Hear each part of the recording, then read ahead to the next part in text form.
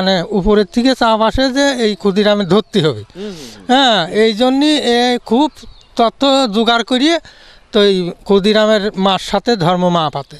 না না, ক্ষুদিরাম এখানে থাকতে না, ক্ষুদিরাম থাকতে ওই ইয়েতে, ওই ফরিদপুরে ওই অভিরামের কাছে। আচ্ছা, পুলিশ জানতো যে এখানে আছে? হ্যাঁ, পুলিশ মনে করেছিল যে এখানে আছে আর কি। আচ্ছা, ক্ষুদিরাম এবং অভিরামের মামা বাড়ি হচ্ছে আমাদের পার্শ্ববর্তী গ্রাম। সেই হিসেবে আমরা বলতে পারি তার স্মৃতি ধরে রাখা আমাদের অতি জরুরি এবং কাম্য। ক্ষুদিরাম বসু ছিলেন একজন ভারতীয় বাঙালি বিপ্লবী, যিনি ভারতে ব্রিটিশ শাসনের বিরোধী করেছিলেন। ভারতীয় বিপ্লবী আন্দোলন, ভারতের স্বাধীনতা আন্দোলন, ব্যক্তিগত জাতিসত্তার বাঙালি ক্ষুদিরাম প্রফুল্ল চাকির সঙ্গে মিলে গাড়িতে ব্রিটিশ বিচারক ম্যাজিস্ট্রেট কিংসফোর্ড আছে ভেবে তাকে গুপ্ত হত্যা করার জন্য বোমা ছড়িয়েছিলেন। যদিও ম্যাজিস্ট্রেট কিংসফোর্ড অন্য একটা গাড়িতে বসেছিলেন, যে ঘটনার ফলে দুজন ব্রিটিশ মহিলার মৃত্যু হয়, যারা ছিলেন মিসেস কেনেডি ও তার কন্যা।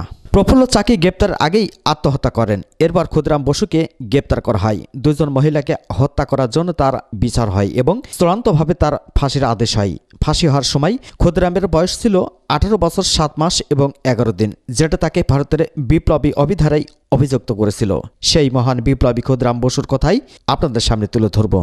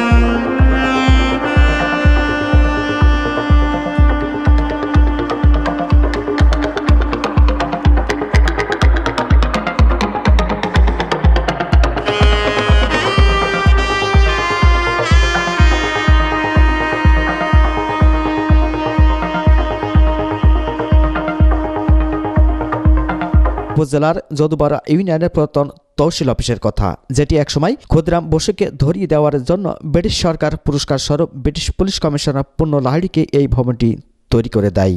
আর এই ভবনটি নিয়েই আপনাদের সামনে তুলে ধরব, জানাবো এর নানা কথা। কালোজয়ী ঐতিহ্যময় এই ভবনের কথাই আরকে নিউজের ক্যামেরায় তুলে ধরেছিলেন স্থানীয় কয়েকজন মানুষ।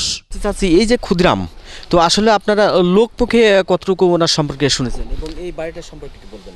আসলে আমাদের বয়স তো অনেক কম, তো সেক্ষেত্রে আমাদের বাপ চাচা বা দাদার আমল থেকে শুনে আসছি, যেটা হচ্ছে আপনার এই ক্ষুদিরাম ওনার জন্মস্থান বা পৈতৃক ভূমি আমরা মনে করি, বা এটা আমরা জেনে আসছি। এটাই আসলে আমাদের। এই বাড়িটার কি অবস্থা এখন? এখন মোটামুটি ভালো অবস্থা, ইউনিয়ন পরিষদের আন্ডারে, সরি ভূমি অফিসের আন্ডারে, এটাই আর কি। মানে এক কথা আমরা তো দেখলাম যে তালাবদ্ধ, তার মানে পরিত্যক্ত অবস্থায় আছে। পরিত্যক্ত।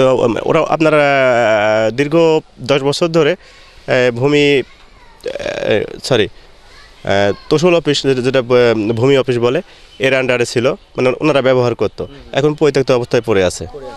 আপনি কি মনে করেন যে তার স্মৃতির সংরক্ষণের জন্য আসলে এই ভবনটা আমাদের জন্য এখন, বিশেষ করে আগামী প্রজন্মের জন্য, এই ক্ষুদিরাম সম্পর্কে যারা জানতে চান এবং যারা বেশি বেশি তার সম্পর্কে করতে চান, সেই ক্ষেত্রে তার এই ভবনটা সংস্কার করা বা তার একটা কোনো কিছু মানে স্মৃতি ধরে রাখার জন্য কি করণীয়?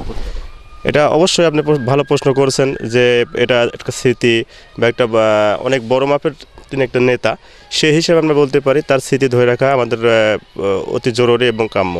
এবং আমি আপনার চ্যানেলের মাধ্যমে বলতে চাই যে এটা অবশ্যই যেন আমাদের সরকার বা যারা ঊর্ধ্বতম কর্মকর্তা আছে, এনারা এটা ধরে রাখার চেষ্টা করে। আমি এটা আপনাকে ধন্যবাদ জানাচ্ছি এবং আরকে নিউজকে ধন্যবাদ জানাই যে অবশ্যই যেন এটা সম্প্রচারের মাধ্যমে আমাদের এই স্মৃতিটা ধরে রাখতে সহযোগিতা করে। একটু বলবেন, যেহেতু আপনি প্রবীণ মানুষ, এই ভবন সম্পর্কে আপনি কতটুকু জানেন? না, আমার জানার মধ্যে এটা ছিল পূর্ণ লাহিড়ী হলো, উনি পুলিশ কমিশনার ছিলেন, উনি কলকাতায় চাকরি করতেন। তো ইনার পর ওই উনি কেউ কি ধর্ম ভাই, পরে এই পুলিশ কমিশনার পরে মানে ওনার পর চাপ আসে, মানে উপরের থেকে চাপ আসে যে এই ক্ষুদিরামে ধরতে হবে। হ্যাঁ, এই জন্যই খুব তথ্য জোগাড় করিয়ে তো এই ক্ষুদিরামের মার সাথে ধর্ম মা পাতে। তার মানে ক্ষুদিরাম তখন এখানে ছিলেন না, ক্ষুদিরাম থাকতো কলকাতায়। আচ্ছা। তে ওর মার সাথে ধর্ম মা পাইতে, তারপরে ওই বাড়িতে যাওয়া আসা করতো, মেলা দিন যাওয়া আসা করতো, করতে করতে কোন বাড়িতে যাতায়াত করতো? ওই ক্ষুদিরামের মার কাছে, ওর মা যেখানে ছিল ওখানে। আচ্ছা আচ্ছা। ওই যাতায়াত করতে করতে তারপরে ওর মার ক্যাপচার করে নিয়ে তারপরে আস্তে আস্তে ওই ছেলের কথা শোধ করে যে তোমার ছেলে কোথায়, এইভাবে করিয়ে তারপর ওর মার ওখানে নিয়ে যায়। বুঝছেন, ওই সেই ও যেখানে থাকতো গোড়ের ভিতর থাকতো, শুনছি আমরা, আর কি দেখি তো নাই, তো গোড়ের ভিতর থাকতো, সেখানে নিয়ে যায়, চোখ মাইতে তাও নিয়ে যায়। নিয়ে যাওয়ার পরে তারপর ওর সাথে সাক্ষাৎ হয় ওই পুলিশ কমিশনার পূর্ণ লাহিড়ী। এই জন্যই মানে ওর ওই ক্ষুদিরামের ধরে হইলে এই পূর্ণ লাহিড়ী। আচ্ছা, বুঝতে পারছেন, ধরিয়ে দিলি পরে আমরা শুনেছি যে এই বাড়িটা সরকার থেকে করে দিয়েছে ওই সময়, ব্রিটিশ সরকার। কিন্তু আমরা শুনেছি যে ক্ষুদিরাম এই বাড়িতেই নাকি একসময় থাকতো। না না, কোনো সময় না। আচ্ছা আচ্ছা। ক্ষুদিরাম এখানে থাকতো না। ক্ষুদিরাম আমার আসল মানে আমার এই বাংলাদেশে, এটা তো ভারতবর্ষ দেশ। হ্যাঁ, ভারতবর্ষ। এই দেশের রাজা ছিল গৌর গোবিন্দ, ওর বোনের নাম ছিল জয়ন্তী রানী। বুঝছেন, এই দেশের এটা হলো ভারতবর্ষ। আর আমার এই মানে আমার এই বাংলাদেশের আয়ত্ত হলো কলকাতা পর্যন্ত। আচ্ছা, বুঝছেন, এখন ওই কলকাতা থেকে ওই 65 সালে যে যুদ্ধ হইল না, সেই যুদ্ধতে ওইখানে সিপারেট হয়া মানে গেজো পর্যন্ত আমাদের বাংলাদেশ। বুঝতে পারছেন, এই পর্যন্ত আমার জানা মতো এই পর্যন্ত আমি জানি, ইতিহাস জানি। মোহাম্মদ আব্দুর রহিম মাস্টার। আমি প্রাইমারি স্কুলের শিক্ষক ছিলাম, অবসরে এখন বর্তমানে আছে। অবসরে কয় বছর গেছেন? আমি 14 সালে অবসরে গেছি। তো আমি একটু আপনার মাধ্যমে একটু জানতে চাচ্ছি, এই ভবন সম্পর্কে আপনি কতটুকু জানেন? আচ্ছা, এই ভবন সম্পর্কে আমি যতটুকু জানি শোনেন। ইনি ছিল একসময় ব্রিটিশ পুলিশের একটা ছোট্ট একটা সিপাহি ছিল। স্বদেশী আন্দোলনের যে ক্ষুদিরাম আছে না, ক্ষুদিরাম আর অভিরাম আছে, এদেরকে উনি ওই ফরিদপুর থেকে, ওই ক্ষুদিরামের অভিরামের মামা বাড়ি আছে ফরিদপুর থেকে ওদেরকে ওই একটা মাঠের ভিতর থেকে ওরা ওই গর্ত কাটি ওই দুজন পলা থাকতো।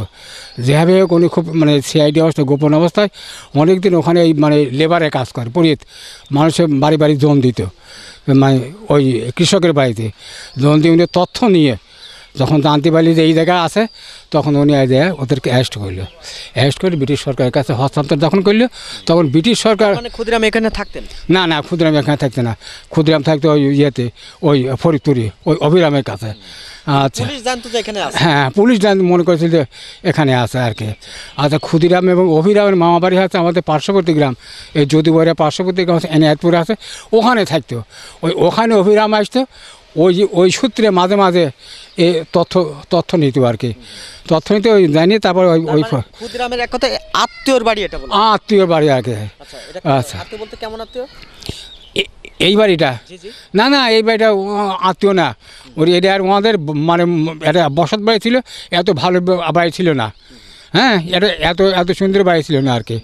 ওই সাদামাটা একটা যেরকম ছিল এই সাধারণ সিপাহি যেরকম বাড়ি থাকার কথা আর কি। তারপরে ব্রিটিশ সরকার তখন মানে সন্তুষ্ট হলে উপহার দিলে তখন এই বিল্ডিংটা তৈরি করে দিলে।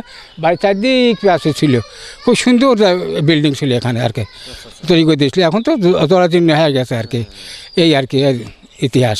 তার মানে উনি একসময় এক কথা বলে যে পুলিশের উনি হ্যাঁ সাধারণ সিপাহি ছিল, সিপাহি থেকে ভাগ্যগুণী প্রমোশনে যায় ওই মানে ওই ক্ষুদ্র অভিযান ধরিয়ে দেওয়ার পরে উনি এত উপরে উঠে গেছিল আর কি। কিন্তু আমরা প্রচলিত যে কথাটা শুনে আসছি যে উনি ক্ষুদিরাম মূলত নাকি এখানেই বসবাস। না এটা ভুল তথ্য, আমার জানার মতে এটা ভুল তথ্য আর কি। ক্ষুদিরাম এখানে থাকবে কেন? আমরা তখন এই বয়সে বোধ হয় 17-18 বছর বয়স।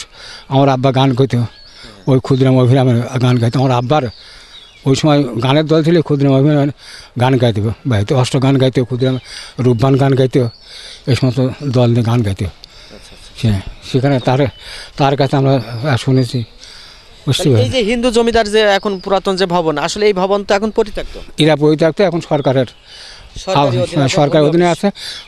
পার্শ্ববর্তী জমি আছে, ওখানে ভূমি অফিস করেছে সরকার। এটা কতটুকু জমি হতে পারে? অনেকখানি জমি। এই জমি ওই আর ওই পাশে নেমে গেছে ওইদিকে। তা অন্তত একটা অনুমান করেন এখান থেকে 1, 2, 3, 10-12 বিঘে তো হবি, আর তারও বেশি বোধ হয়। ওই বাঁধের দ্রব্য ওইদিকে আছে, ওইদিকে ওই সরকার থেকে পাবলিক লিজ নিয়ে বসবাস করতেছে। তারপর পুরো জমিটা এখন সরকারের অধীনে? হ্যাঁ পুরোটা এখন সম্পূর্ণ সরকারের অধীনে আছে। এই ভবনটা যদি এখন সংস্কার বা যদি স্মৃতি রক্ষাতে ধরতে হয় সেক্ষেত্রে আমাদের এখন কী করণীয়? এখন সরকারের সাথে যোগাযোগ করতে হবে। সরকারের অনুদান ছাড়া তো এত বড় একটা কাজ স্মৃতি ধরে রাখা সম্ভব নাকি? এই সুন্দর একটা পরিবেশ তৈরি করতে হবে এখানে, করলে তো বড়ই ভালো হয়। বিভিন্ন লোকজন বিভিন্ন এলাকা থেকে আসে তারা দেখবে আমাদের দেশের অতীত ইতিহাস সম্পর্কে তারা জানবে। তারা খুবই একটা ভালো একটা প্রস্তাব। সরকার যদি করে তাহলে তো বড়ই ভালো। হ্যাঁ তাছাড়া তারপর সাধারণ জনগণ তো আর এটা করতে আসবে না, নিজের পকেটে পয়সা খরচ করি। আর এলাকার লোক সবাই আমরা গরিব মানুষ, কম বেশি। এসব মানুষের মধ্যে কালের সাক্ষী হইয়া দাঁড়িয়ে থাকা এই পরিত্যক্ত ভবনটি সরকার অতি সত্বর সংস্কারের ব্যবস্থা করবেন, আর এমনটাই চাওয়া এলাকার সকল মানুষের। Mohammad Rafiq, RK news 24।